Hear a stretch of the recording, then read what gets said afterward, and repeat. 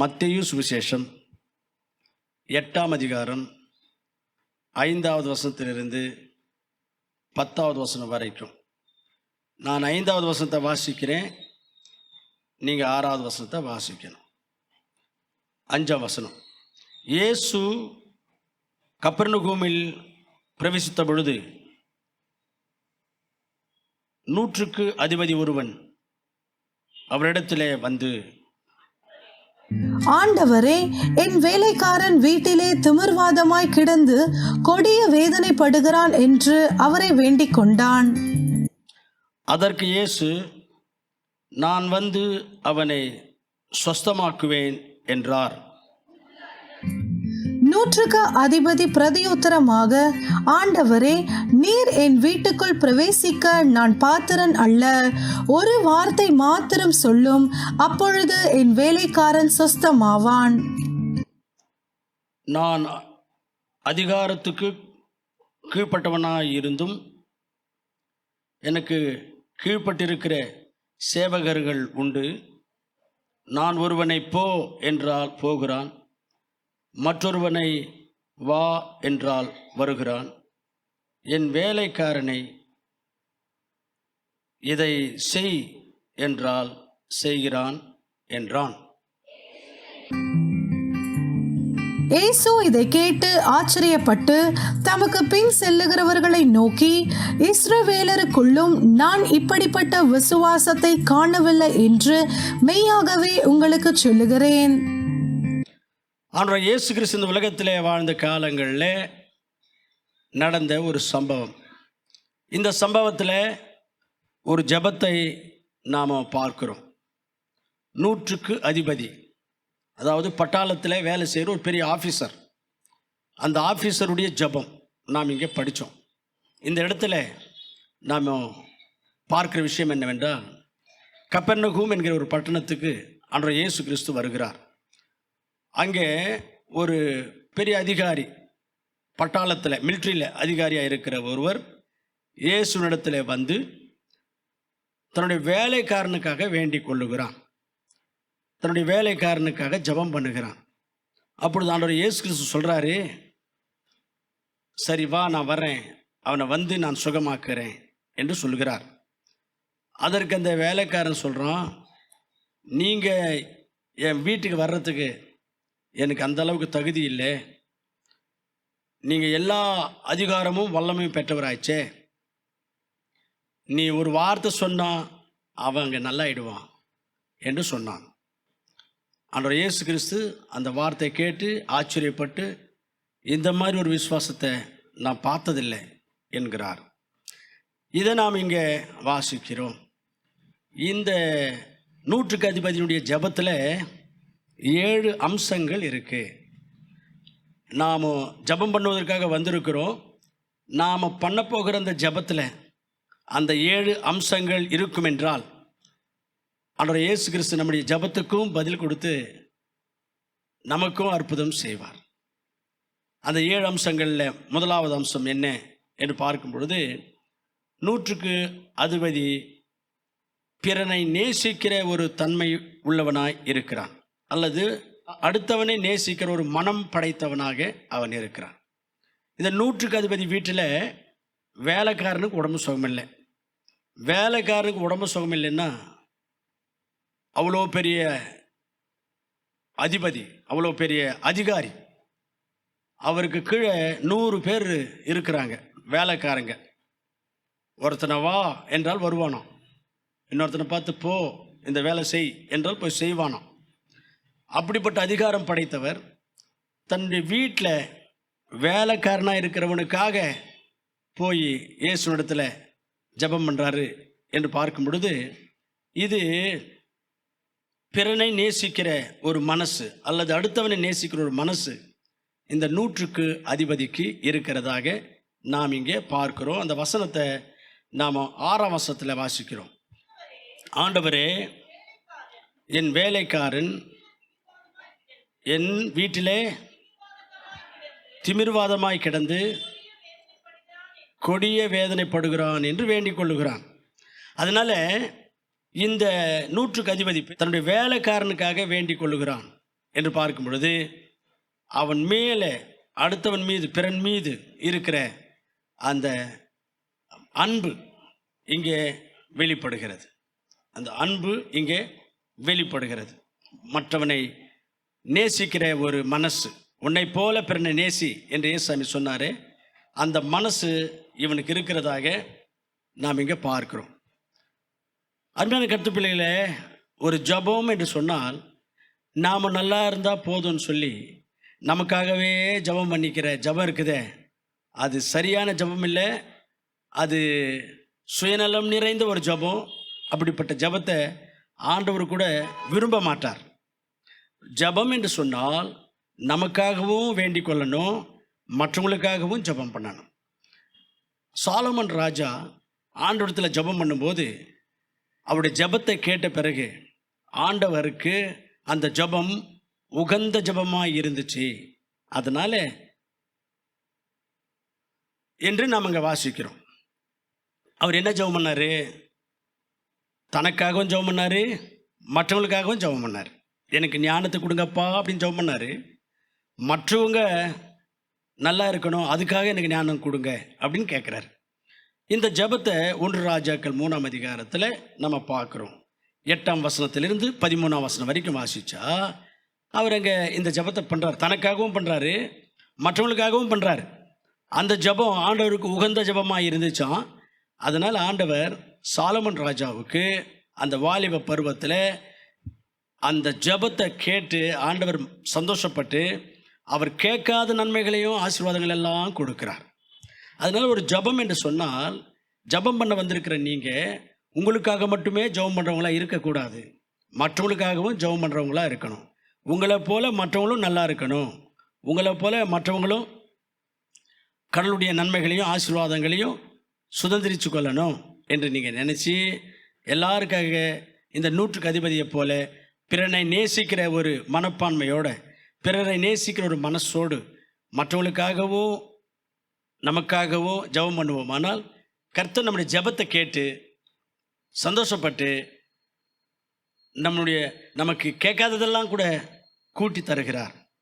நாம் செய்கிற அப்படிப்பட்ட ஜெபம் கர்த்தருக்கு ஒரு உகந்த ஜெபமாக இருக்கும். ஆகவே இந்த 100க்கு அதிபதியுடைய ஜெபத்தில் இருக்கிற 7 அம்சங்களில் முதலாவது அம்சம், தன்னை போல பிறனும் நல்லா இருக்கணும் என்கிற மனசுள்ளவனாய் இருக்கிறதை பார்க்கிறோம். 2வது, இந்த 100க்கு அதிபதியுடைய ஜபத்தில் நாம் பார்க்கக்கூடிய 2வது அம்சம் என்ன என்றால், வேண்டுதல் செய்கிற ஒரு ஜபமாக அவருடைய ஜபம் இருக்கிறது. வேண்டுதல் செய்கிற ஜபத்துக்கும் கேட்கிற ஜபத்துக்கும் வித்தியாசம் இருக்கு. அங்கே அவர் வேண்டுதல் செய்தார் என்று இந்த 6ஆம் வசனத்தில் இருக்கு. 6ஆம் வசனத்தில் வாசிங்க. ஆண்டவரே, வேலைக்காரன் வீட்டில் திமிர்வாதமாய் கிடக்கிறான், கொடிய வேதனைப்படுகிறான் என்று அவரை வேண்டிக் கொண்டான். வேண்டிக் கொண்டான்.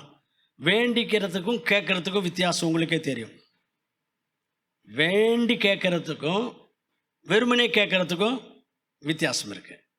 இவர் ஆண்டவரத்தில் கேட்கல, வேண்டி கொண்டான். வேண்டி கொண்டான். he has pleaded. அவர் ப்ளீட் பண்ணுகிறார், வேண்டிக்கிறார். ஆகவே ஒரு ஜபம் என்று சொன்னால் நாம் வெறுமனே மடமடமடன் எல்லாரோட சேர்ந்து கேட்டுட்டு ஆண்டவர்கிட்ட போகிறதில்லை. உள்ளத்திலிருந்து வேண்டிக் கொள்ளணும். உள்ளத்திலிருந்து வேண்டிக் கொள்ளணும். ஜப நேரம்னு உங்களுக்கு ஒன்று இருக்குது இன்னைக்கு. அந்த ஜப நேரத்தில் நீங்கள் மடமடன்னு உங்களுடைய பிரச்சனைகள் எல்லாம் அப்படியே ஆண்டவர்கிட்ட ஒப்படைச்சிட்டு போகிறதா இருக்கக்கூடாது. உள்ளத்திலிருந்து வேண்டிக் கொள்ளணும். இது எங்கே நம்ம பார்க்க முடியும்னா, 1 சாமுவேல் 1ஆம் அதிகாரத்தில் ஹன்னாள் ஆண்டவர்கிட்ட வேண்டிக்கிறாங்க. 15ஆம் வசனத்தில் இருக்கு, அந்த அம்மா தன்னுடைய இருதயத்தை ஊற்றி ஜெபித்தாளாம். இருதயத்தை ஊற்றி ஜெபித்தாள். வாசிங்க 15ஆம் வசனம். அன்னாள் பிரதியுத்தரமாக, அப்படி இல்லை என் ஆண்டவனே, ஒரு ஊழியக்காரர்கிட்ட அந்தம்மா சொல்கிற விஷயம் இது. நான் மனக்லேசமுள்ள ஸ்திரீ, நான் திராட்சசமாகிலும் நான் கர்த்தருடைய சந்நிதியில் என் இருதயத்தை ஊற்றிவிட்டேன் அப்படின்றான். ஆகவே ஜெபம் என்று சொன்னால் இருதயத்திலிருந்து வரணும். இருதயத்தை ஊற்றி ஜெபிக்கணும். இருதயத்திலிருந்து வார்த்தைகள் வரணும். மடமடன்னு சொல்லிட்டு ஆமேன் சொல்லிட்டு போகிறதில்லை. இருதயத்திலிருந்து வரணும். அப்படிப்பட்ட ஜபங்களுக்கு பதில் வரும். அதனால இன்றைக்கி ஜபம் பண்ண போகிற நீங்கள் உதட்டளவில் பண்ணாதீங்க. உள்ளத்திலிருந்து உங்கள் ஜபங்கள் வரட்டும். உங்களுடைய இருதயத்தை ஊற்றி வேண்டிக் கொள்ளுங்கள், மன்றாடுங்கள். ஆழமாக ஆண்டவரிடத்தில் வேண்டிக் கொள்ளுங்கள். அப்படிப்பட்ட ஜபங்களுக்கு ஆண்டவர் பதில் தருவார் என்று அன்னாளுடைய வாழ்க்கையிலிருந்தே நம்ம கற்றுக்கொள்ளலாம். இந்த 100க்கு அதிபதியினுடைய ஜபத்தில் இருந்த 3வது அம்சம் தாழ்மை இருந்தது. தாழ்மையாக ஜபம் பண்ணுறார். 8ஆம் வசனம் வாசிங்க. 100க்கு அதிபதி பிரதியுத்தரமாக, ஆண்டவரே, நீர் என் வீட்டுக்குள் பிரவேசிக்க நான் பாத்திரன் அல்ல. ஒரு வார்த்தை மாத்திரம் சொல்லும், என் வேலைக்காரன் சொஸ்தமாவான். ஆண்டவரே, நீர் என் வீட்டுக்கு வர்றதுக்கு எனக்கு தகுதி இல்லைன்னு சொல்கிறார். தாழ்மை தானே. தன்னை தாழ்த்தி கொண்டு ஜெபம் பண்ணுகிறார். ஏசாமி சொல்கிறாரு, நான் வர்றேன் உன் வீட்டுக்கு, அவனை சுகமாக்குறேன் அப்படின்றார்.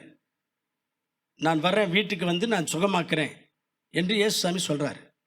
இவர் சொல்கிறாரு, என் வீட்டுக்கு நீர் வருவதற்கு நான் பாத்திரன் அல்ல, எனக்கு அந்த தகுதி இல்லை. இது தாழ்மையை குறிக்கிற ஒரு வார்த்தை. இது தாழ்மையாய் அவர் ஆண்டவரிடத்தில் வேண்டிக் கொள்ளுகிற ஒரு விஷயத்தை நம்ம இங்கே பார்க்குறோம். இப்போ ஜபம் என்று சொன்னால் தாழ்மையாய் கேட்கணும். எப்படி கேட்கணும்? சில பேர் ஜபம் பண்ணுறது கேட்டிருக்கிறீங்களே, தருவீராக, நடத்துவீராக, திறப்பீராக, செய்வீராக கேட்டுக்கிறீங்களா? இது மாதிரி ஜபங்கள்லாம் அப்படிலாம் ஜபம் பண்ணக்கூடாது. தாழ்மையாக ஜபம் பண்ணணும். ஆண்டவர் தாழ்மையாக ஜபம் பண்ணுறவங்களுக்கு ஒரு வாக்குத்தத்தத்தை கொடுத்துருக்கார். 2 நாளாகமம் 7ஆம் அதிகாரத்தில் 14வது வசனத்தில், என் நாமம் தரிக்கப்பட்ட என் ஜனங்கள் தங்களை தாழ்த்தி கொண்டு ஜபம் பண்ணினால் நான் அவங்களுடைய ஜபங்களுக்கு பதில் தருவேன் என்று சொல்லுகிறார். வாசிங்க அந்த வசனத்தை. என் நாமம் தரிக்கப்பட்ட என் ஜனங்கள் தங்களை தாழ்த்தி ஜபம் பண்ணி என் முகத்தை தேடி தன்னுடைய பொல்லாத வழிகளை விட்டு திரும்பினால், அப்பொழுது பரலோகத்தில் இருக்கிற நான் அவங்களுடைய ஜபங்களை கேட்டு அவருடைய பாவத்தை மன்னித்து க்ஷேமத்தை கொடுப்பேன். என் நாமம் தரிக்கப்பட்ட என் ஜனங்கள் தங்களை தாழ்த்தி கொண்டு என் இடத்துல ஜபம் பண்ணினால், அவளுக்கு ஏதாவது குறை குற்றங்கள் இருந்தாலும் நான் மன்னித்து க்ஷேமத்தை கொடுப்பேன்றார். அப்போ ஜபம் என்று சொன்னால் அப்படியே அதாவது நம்மை தாழ்த்தி கொண்டு ஆண்டவரிடத்தில் வேண்டிக்கிறது. அது செய்வீராக, இது நடத்துவீராக, அது கொடுப்பீராக, அப்படிலாம் ஜபம் பண்ணக்கூடாது.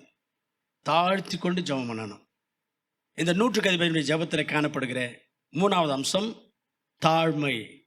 தாழ்மை இருக்கிறத நம்ம இங்கே பார்க்கிறோம். 4வதாக இந்த 100க்கு அதிபதியினுடைய ஜபத்தில் இருக்கிற 4வது அம்சம் என்ன என்று பார்த்தால் விசுவாச அறிக்கை இருந்தது. 8ஆம் வசனம் வாசிங்க. 100க்கு அதிபதி பிரதியுத்தரமாக, ஆண்டவரே, நீர் என் வீட்டுக்குள் பிரவேசிக்க நான் பாத்திரன் அல்ல. ஒரு வார்த்தை மாத்திரம் சொல்லும், அப்பொழுது என் வேலைக்காரன் சொஸ்தமாயிடுவான். இதான் விசுவாச அறிக்கை. அவனுக்குள்ள இருந்த விசுவாசத்தை அறிக்கை செய்கிறான் பாருங்க. ஆண்டவரே, நீங்கள் ஒரு வார்த்தை சொன்னால் போதும், என் வேலைக்காரன் சுகமாயிடுவான். அதான் விசுவாச அறிக்கை. உமாலே எல்லாமே முடியும் ஆண்டவரே, நீ ஒரே ஒரு வார்த்தையை சொன்னாலே போதும், நீர் ஒரே ஒரு வார்த்தை சொன்னாலே போதும், என் வேலைக்காரன் சுகமாயிடுவான். விசுவாசத்தை அறிக்கை செய்து ஜெபம் பண்ணுறோம். இதே போல் தான் மத்திய சுவிசேஷத்தில் 8ஆம் அதிகாரத்தில், இதே அதிகாரத்திலேயே முதல் 3 வசனங்களை வாசித்தா, ஒரு குஷ்டரோகி வந்து தன்னுடைய விசுவாசத்தை அறிக்கை செய்து ஆண்டவரிடத்தில் ஜெபம் பண்ணுறான்.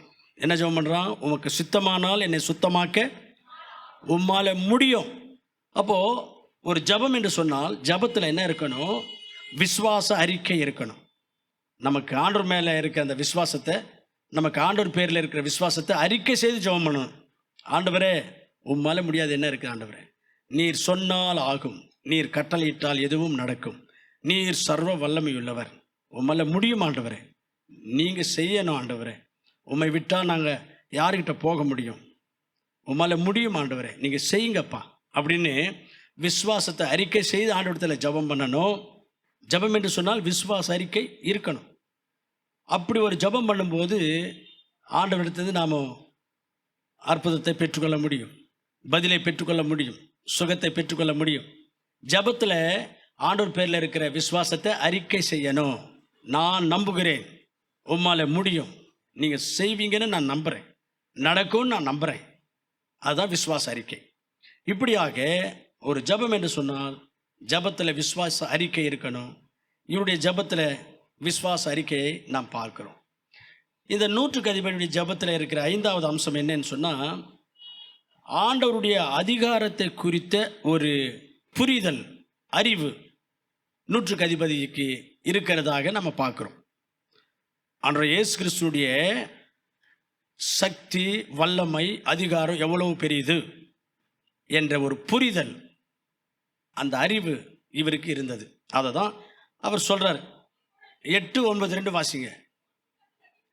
100க்கு அதிபதி பிரதியுத்தரமாக, ஆண்டவரே, நீர் என் வீட்டுக்கு பிரவேசிக்க நான் பாத்திரன் அல்ல, ஒரு வார்த்தை மாத்திரம் சொல்லுங்க, அப்பொழுது என் வேலைக்காரன் சொஸ்தமாவான் அப்படின்னு விசுவாச அறிக்கையை செய்து ஒரு விசுவாசத்தோடு ஜெபிச்சுட்டு அதுக்கடுத்து என்ன சொல்கிறார் பாருங்க.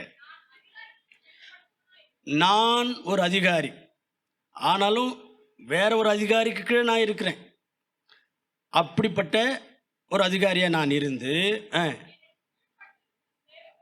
எனக்கு கீழே நிறைய பேர் வேலைக்காரங்க இருக்கிறாங்க, நிறைய பேருக்கு மேலே நான் அதிகாரியாக இருக்கிறேன். நான் ஒருவனை போ என்று சொல்லி கட்டளையிட்டு சொன்னால், எங்கே போக சொல்கிறேனோ அங்கே அவன் போகிறான். மற்றொருவனை வா என்று கூப்பிட்டால் அவன் எங்கே இருந்தாலும் வந்து நான் சொல்கிற வேலையை செய்கிறான். என்னுடைய வேலைக்காரனை இது செய் என்றால் செய்கிறான் அப்படின்னு சொல்கிறார். அப்படின்னா என்ன சொல்கிறாரு? நான் ஒரு அதிகாரி, எங்கள் கீழே வேலைக்காரங்க இருக்கிறாங்க, நான் சொல்கிறதெல்லாம் அவங்க செய்கிறாங்க, நான் சொல்கிறதெல்லாம் அங்கே நடக்குது. உமக்கும் வானத்திலும் பூமியிலும் எல்லா அதிகாரமும் இருக்குது. நீர் ஒரு வார்த்தை சொன்னால் என்ன வேணாலும் நடக்கும்.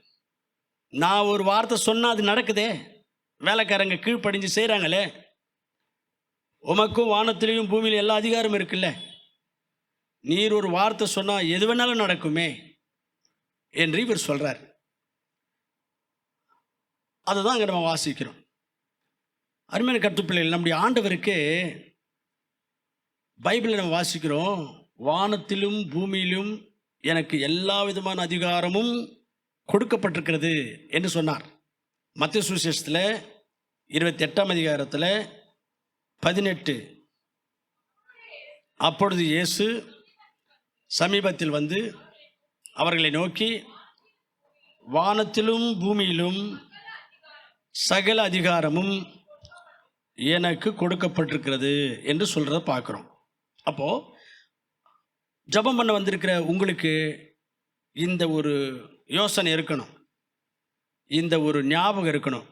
என்ன ஞாபகம்? நான் ஜெபம் பண்ண போகிறேன், என்னுடைய ஆண்டவருக்கு வானத்திலும் பூமியிலும் எல்லா அதிகாரமும் இருக்குது. He is Almighty God. அவருக்கு எல்லா விதமான பவர் இருக்குது, எல்லா விதமான அதிகாரம் இருக்குது. அதனால் நான் அவரிடத்தில் வேண்டிக் கொண்டால் ஆண்டவர் என்னுடைய வேண்டுதலை கேட்டு எதை வேணாலும் செய்ய அவரால் முடியும், செய்வார் என்ற ஒரு நம்பிக்கை, விசுவாசத்தோட ஜெபம் பண்ணணும். நம்முடைய ஜெபத்தில், நம்முடைய நம்பிக்கையில் இருக்க வேண்டிய ஒரு முக்கியமான ஒரு புரிதல் என்னென்னா, ஒரு அண்டர்ஸ்டாண்டிங் என்ன நமக்கு இருக்கணும்னா, நான் விண்ணப்பம் பண்ண போகிற, நான் ஜெபம் பண்ண போகிற, என்னுடைய விண்ணப்பங்களை சமர்ப்பிக்க போகிற என்னுடைய ஆண்டவருக்கு, இயேசு கிறிஸ்துவுக்கு வானத்திலும் பூமியிலையும் எல்லா அதிகாரமும் இருக்கு. அவர் சர்வ வல்லமை படைத்தவர், எல்லா அதிகாரம் படைத்தவர். அதனால அவர் நினைச்சாருன்னா என்ன வேணாலும் செய்வார்.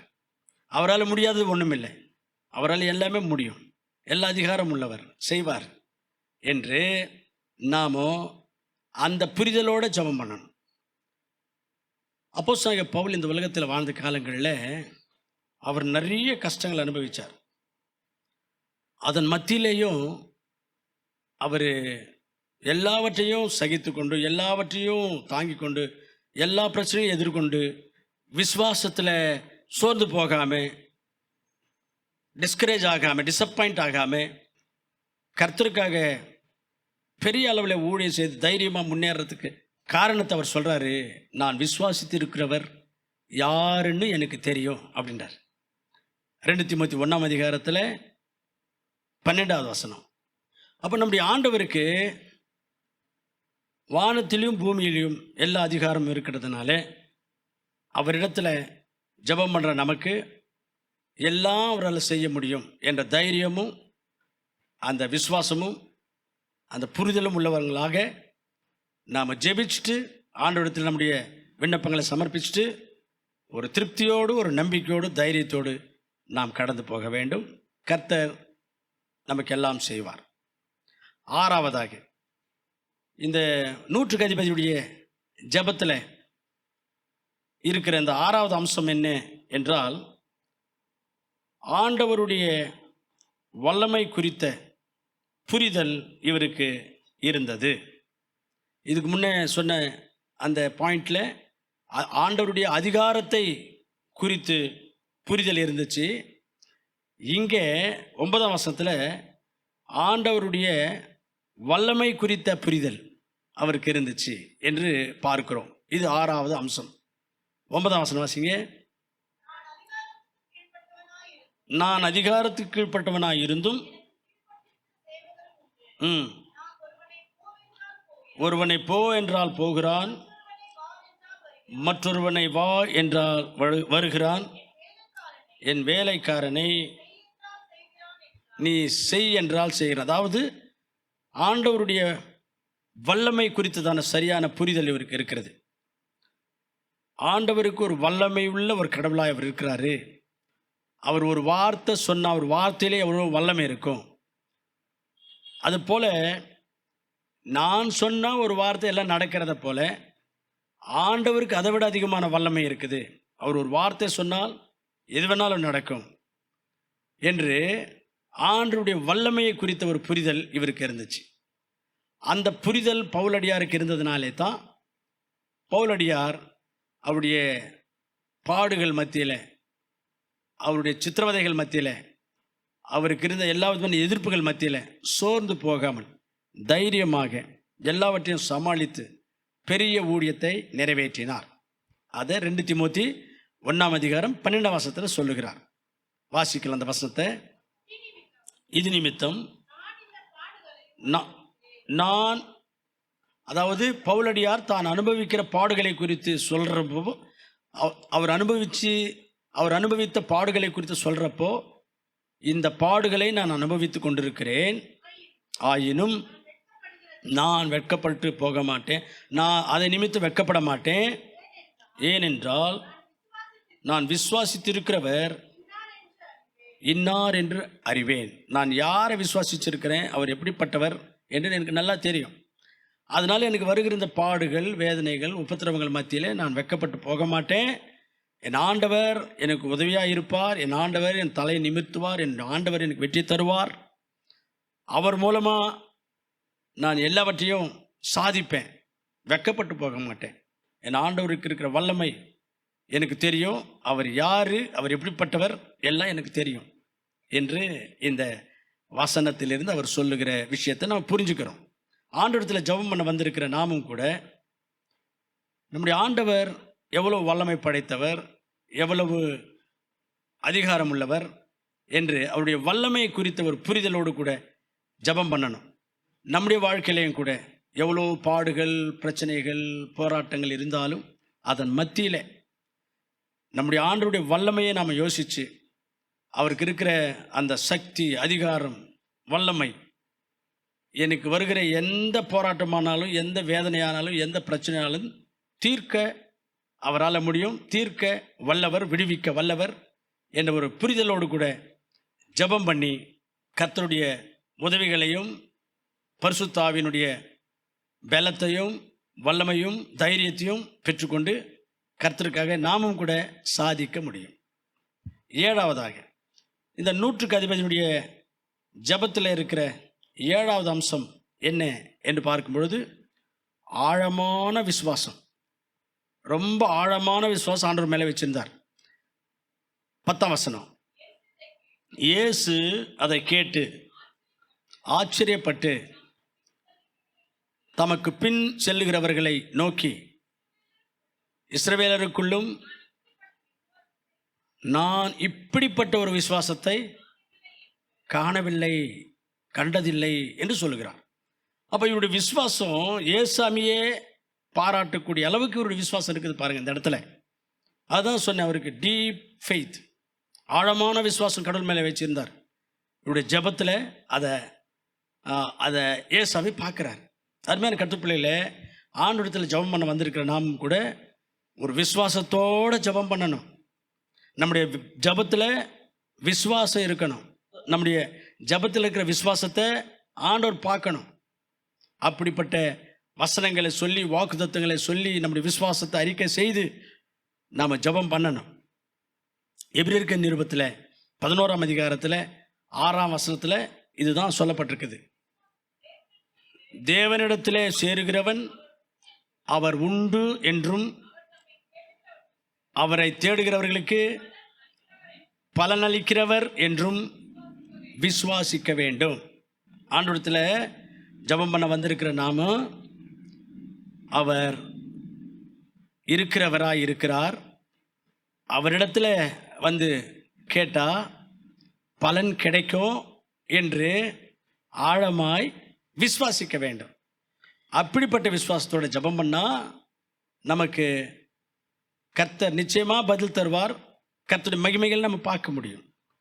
அதில் ஜெபத்தில் விசுவாசம் இருக்கணும். இந்த 100க்கு அதிபதியுடைய ஜெபத்தில் இருந்த விசுவாசத்தை குறித்து ஏசாமியே சாட்சி சொல்கிறார். அதனால ஜெபம் பண்ண வந்திருக்கிற நீங்கள் ஜெபம் பண்ணும்போது விசுவாசத்தோட, நம்பிக்கையோட ஜெபம் பண்ணணும். விசுவாசம் என்றால் நடக்கிறதுக்கு முன்னமே நம்புறது தான் விசுவாசம். இன்னும் நடக்கலை, ஆனாலும் நடக்கும், ஆண்டவர் செய்வார், ஆண்டவரால் முடியாதா இது, அது தருவார், அவருக்குன்னு ஒரு நேரம் இருக்கும், அந்த நேரத்தில் நிச்சயமாக நமக்கு அது செய்வார், நடக்கும் என்று நம்பணும், உறுதியாய் நம்பணும். அதுதான் விசுவாசம். உங்களுக்கு ஒரு வேளை கஷ்டத்தோட, வேதனையோட, துக்கத்தோட, பிரச்சனையோடு வந்திருப்பீங்க. ஜெபம் பண்ண பிறகு மறுபடியும் அந்த கஷ்டத்தையும் அந்த துக்கத்தையும் சுமந்துக்கிட்டு போகக்கூடாது. கடவுள்கிட்ட சொல்லிட்டேன், கடவுள்கிட்ட என்னுடைய பாரத்தை வச்சுட்டேன், அது நடக்கும், கண்டிப்பாக செய்வார், இந்த பிரச்சனையை தீர்த்துருவார். ஆண்டவர் அவருடைய நேரத்தில் கரெக்டாக எல்லாம் நடக்கும்படி செய்வார் அப்படின்ட்டு நீங்கள் ஃப்ரீ ஆகிடணும். நீங்கள் மறுபடியும் அதே பாரத்தை மனசில் வச்சுக்கூடாது. ஃப்ரீயாக, விடுதலையோட, மகிழ்ச்சியோட நீங்கள் சந்தோஷமாக வீட்டுக்கு போகணும். அப்படியாக நீங்கள் ஜெபம் பண்ணும்போது நடக்கும், செய்வார் என்று உங்களுக்கு அது நடக்கிறதுக்கு முன்னமே நடக்கும் என்ற விசுவாசத்தோட நம்பிக்கையோடு நீங்கள் ஜெபம் பண்ணிட்டு நீங்கள் ஃப்ரீயாக போவீங்கன்னு சொன்னால் அதுதான் உண்மையான விசுவாசம். நீங்கள் இங்கே ஜெபம் பண்ணிவிட்டு மறுபடியும் அதே துக்கத்தோட, அதே வேதனையை மனசில் வச்சுக்கிட்டு, அதே துக்கத்தை மனசில் வச்சுக்கிட்டு, அதே கவலையை சுமந்துக்கிட்டு, பாரமான இதயத்தோட அப்படியே போவீங்கன்னா அது விசுவாசம் இல்லை, அது விசுவாசம் இல்லை. விசுவாசம் என்றால் ஜெபம் பண்ணிட்டோம், செய்வார், அது நடக்கும், அதுக்கு ஒரு முடிவு வரும் என்று ஆண்டவர்கிட்ட ஜெபம் பண்ணிட்டு முடிச்ச மறு நிமிஷத்திலிருந்து ஃப்ரீ ஆகிட்டு மகிழ்ச்சியாக சந்தோஷமாக நீங்கள் அது கண்டிப்பாக அது நடக்கும் என்று அதுக்கப்புறம் அந்த பாரங்களை நீங்கள் மனசில் வச்சுக்காம நீங்கள் ஃப்ரீ ஆகிடணும். அதுதான் விசுவாசம். ஆகவே உங்கள் ஜெபத்தில் விசுவாசம் இருக்கணும், விசுவாசத்தோடு ஜெபம் பண்ணணும். அப்படி நீங்கள் ஜெபம் பண்ணும்போது கர்த்தர் நிச்சயமாக உங்களுடைய ஜெபங்களுக்கு பதில் தருவார். இப்படியாக இந்த 100க்கு அதிபதியினுடைய ஜெபத்தில் இந்த 7 அம்சங்கள் இருந்துச்சு. ஆண்டவர் கடைசியாக சொல்கிறாரு 13ஆம் வசனத்தில் ஆண்டவர் சொல்கிறத கவனிங்க. பின்பு இயேசு 100க்கு அதிபதியை நோக்கி, நீ போகலாம், நீ விசுவாசித்தபடியே உனக்கு அகக்கடவது. அதுதான் உங்களுக்கும் கூட. உங்களுடைய ஜெபத்தில் இந்த 7 அம்சங்கள் இருக்கும் என்றால் நீங்கள் விசுவாசித்தபடியே உங்களுக்கு ஆகும். உங்கள் ஜெபத்தில் இந்த அம்சங்கள் இருக்கணும். அப்பொழுது நீங்கள் விசுவாசித்தபடியே உங்களுக்கு நடக்கும். என்ன அந்த 7 அம்சங்கள்? ஒன்று என்ன சொல்லுங்க பார்க்கலாம். தாழ்மை இருக்கணும். 2வது, மற்றவங்களை சுயநலம் இல்லாமல் ஜெபிக்கணும். 3வது, உள்ளத்தை ஊற்றி ஜெபம் பண்ணணும், வேண்டுதல் செய்யணும். 4வது, விசுவாசத்தை அறிக்கை செய்து ஜெபம் பண்ணணும். 5வது, ஆண்டவருடைய அதிகாரத்தை புரிந்து கொண்டவர்களாக ஜெபம் பண்ணணும். 6வது, ஆண்டவருடைய வல்லமையை சந்தேகப்படாமல், சர்வ வல்லமையுள்ளவர், அவரால் முடியாது ஒன்றுமில்லை என்ற விசுவாசத்தோடு ஜெபம் பண்ணணும். 7வது, ஆண்டவர் பேரில் ஆழமான விசுவாசம் வைக்கணும், உறுதியான விசுவாசம் வைக்கணும். இப்படியாக நீங்கள் செய்கிற ஜெபத்தில் மத்தேயு சுவிசேஷம் 8ஆம் அதிகாரம் 5ஆம் வசனத்திலிருந்து 13ஆம் வசனம் வரைக்கும் பார்க்கிற அந்த 100க்கு அதிபதியுடைய ஜெபத்தில் இருந்த 7 அம்சங்கள் இருக்கும் என்றால் நிச்சயமாக ஆண்டவர் உங்களையும் நோக்கி சொல்லுவார், நீ போகலாம், நீ விசுவாசித்தபடி உனக்கு ஆகும் என்று உங்களை வாழ்த்தி அனுப்புவார்.